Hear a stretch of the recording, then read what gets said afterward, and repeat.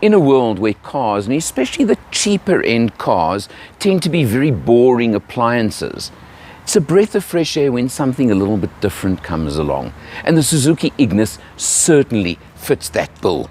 Launched during last year, the word funky keeps coming to mind when you talk the Ignis. You can see the interesting body shape, the two-tone paint job on certain of the color schemes. This one in this turquoise blue with a white roof, for example.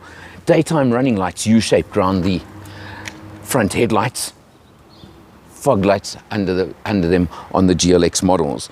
Also, what Suzuki have done is they've gone to a lot of effort to tie in the history of Suzuki and to give you family familiarity. So you've got this little aspect over here that is very similar to the Vitara models, for example.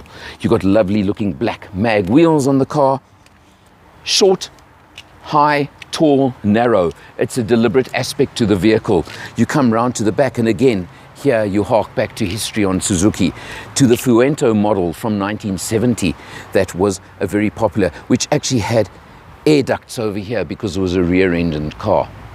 But it's just what Suzuki have done. You come round to quite a big boot, considering, very deep, which is important. 232 litres as it is over here. Drop the rear seats on a 60-40 split. You can go up to 888 litres of boot space on this car with a full-size spare wheel under the boot board as well. So again, all of these items. You do even have on the GLX model rear park distance control beepers to assist you with your parking. All of these items and all of these features, roof racks on the GLX model as well. Those are standard. So it's got a lot going for it. And you'll see inside there's even a lot more. So let's take a look on the inside of the car. Another very different aspect on the Ignis is your average car, the rear door opens that far.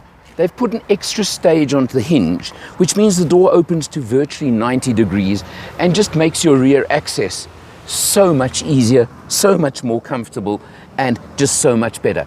Tiny detail, but it's in the details that make all the difference.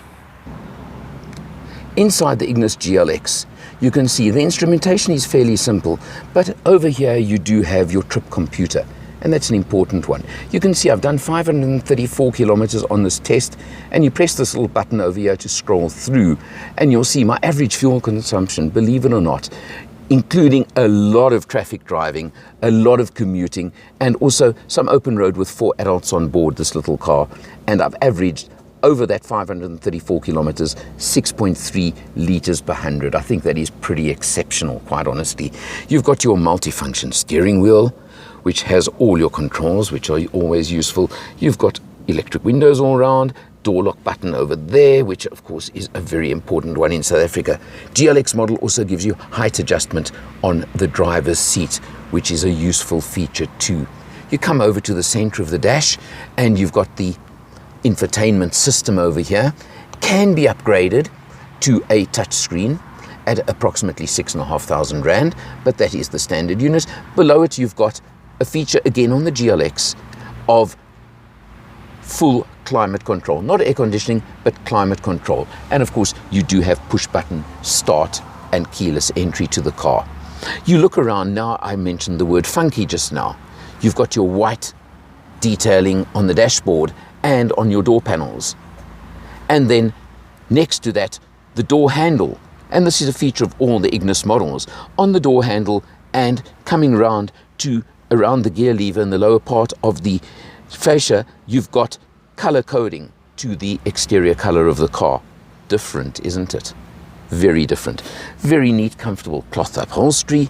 All of these items that are standard on the car on the GLX version. Engine-wise, across the range, you've got a 4-cylinder 1.2-litre engine, which is very familiar to Suzuki owners in the Swift. A good little engine. You've seen the economy you can achieve with it. Puts out 61 kilowatts, 113 newton meters of torque, which may not sound that incredibly impressive on its own. But when I tell you that the Ignis is based on a new, very lightweight platform that Suzuki have developed, and that the car only weighs 860 kilos, that's light, isn't it? It gives you a power to weight ratio of 72 kilowatts per ton. and suddenly it explains why this car's got very, very peppy performance that goes with it as well. Nice to have, good fun car to drive. 5-speed manual gearbox in the test car. Nice, easy, light, comfortable, pleasant car to drive. Even in traffic where normally I hate a manual, I enjoyed this one in those circumstances as well. So what's the price of an Ignis?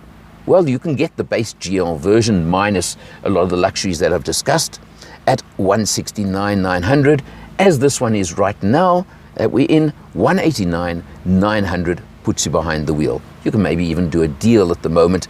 Lots of manufacturers, lots of dealers are doing good deals in the market right now. But what is making the Ignis even more special is it's garnering awards all over the place. It is a finalist in the SA Guild of Motoring Journalists Car of the Year. It's one of the 10 finalists. The winner will be announced soon. But in the meantime, the GL version was awarded Budget Car of the Year in the Cars.coza Consumer Car Awards. An amazing accolade for it. And Suzuki took Brand of the Year for the second successive year. Overall, let me tell you, if you're looking for a small mini crossover type vehicle, and there are competitors, of course there are. The VW Up comes into it, the Renault Sandero comes into it, the Toyota Cross Etios comes into it, and a few others. I'm going to leave something out, I'm quite sure, but there are lots of competitors. Another feature that comes with this car is firstly a 2-year 30,000 kilometer service plan, included as standard, and at the moment, 5-year 200,000 kilometer warranty from Suzuki South Africa. Overall, you owe it to yourself, if you're in this kind of market, to check out the Suzuki Ignis. For Motor Matters, I'm Alan R, and I'll see you next time.